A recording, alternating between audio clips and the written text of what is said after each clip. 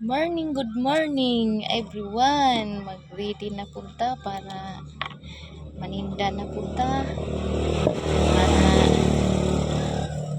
Para travel gulay kasi ang aking isang business mga kaparmer. Ngayon mag-ready na po mi para sa tabo sa Midsalit.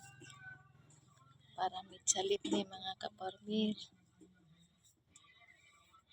Yan karon siradaan sa namo among tindahan kay mag-travel sa inaani mi ka busy mga kaparmer.